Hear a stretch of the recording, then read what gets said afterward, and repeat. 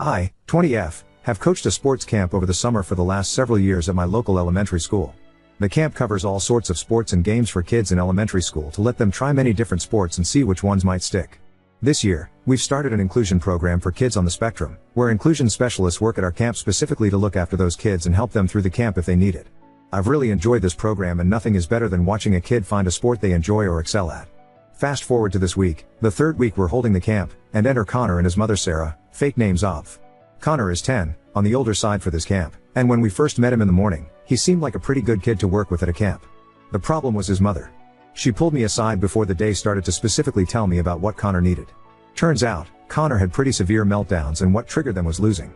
His mother asked me to make sure Connor never lost a game. This included his team never losing, letting him win all the races, making sure his team came first in the relays, never letting him get tagged in tag, and never letting him get eliminated in any sort of last man standing game. I told her on no uncertain terms that I couldn't control that, and that was unfair to the other kids if I told them to always let him win. She was not happy about this and told me that they were trying to avoid meltdowns this week and that he was working on it, but losing was still incredibly emotional for him. I told her that she really shouldn't have sent him to a sports camp if she thought it would put him in distress or force all the other kids to cater to him.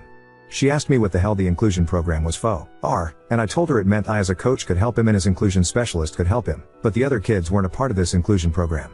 She left very angry, but left Connor with us for the day, during which he had 2 meltdowns that the inclusion specialist dealt with, but I started feeling guilty. The whole point of the program was to allow kids like him to participate, but I didn't want to sacrifice the other kids' experience just for him. So, Ida? Edit, thank you so much for your interactions, but here's a few quick details that I think got lost along the way. 1. This is not just a camp for neurodivergent kids, we brought a program in to integrate those kids in with the neurotypical kids. Over the past 3 weeks, there's been about a 10-to-1 ratio of neurotypical to neurodivergent. 2. This is a pretty small camp, 20 to 30 kids max, and my neighbor used to run this camp when I was in high school, but when I graduated he handed a lot of it over to me. He now runs the financial, location, marketing, and legal stuff while I organize most of the camp itself along with a few other coaches, 2 of whom are still in high school, 2 in college.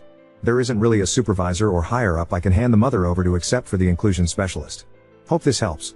Edit 2. Sorry, I don't hire the inclusion specialists, nor do I know exactly what they're qualified with, but they are working through a separate program outside our camp that we partnered with.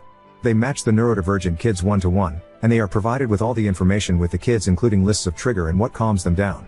They are all qualified adults, real adults, not college students and high schoolers like the coaches, and as far as I could tell they handled Connor's meltdowns with a lot of patience and expertise and got him back to playing with the other kids within a half hour or so after each inciting incident.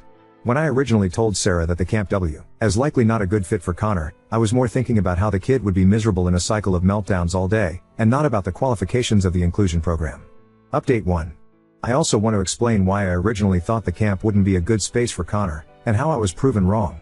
I've always seen the camp as a place for kids to have fun and try new things, and I didn't consider its value as a space for learning to manage triggers and work through emotions since we just introduced this program this year. From the way Sarah described Connor's emotional state, I heard about a kid who would likely hate most parts of the camp we ran, and would be very unhappy for 7 hours a day for a week. While I understand the value of working through those upsetting emotions, the camp I run is meant to be fun, not stressful, or akin to a therapy session. I felt this way because I grew up with pretty severe anxiety related to school and I would have panic attacks before tests, so trying to imagine my parents sending me to a big test camp for some exposure therapy during my summer break sounded horrible. Ignoring any sort of disability, competitive sports don't mesh well with certain personalities. While they have always been a great outlet for me, I see kids all the time who really don't enjoy how competition makes them feel emotionally or physically but are pushed into them by overbearing parents trying to relive their glory days. Ultimately, once I explained to Sarah that I wasn't going to rig the games, I understand now how saying he shouldn't be at the camp had the wrong connotation, but I wanted the kid to have fun, and I didn't want to place him in a position he couldn't do that. Ultimately, I was wrong, and even with the meltdowns he's had, I think the inclusion specialists are really helping him, and I still agree with most of you that Sarah was unreasonable. However, I also do stand by the fact that if Connor was as volatile and emotional when he lost as his mother made him seem, I don't think the camp would have been a good place for him yet. Turns out, it was, and I'm glad Sarah left him with us.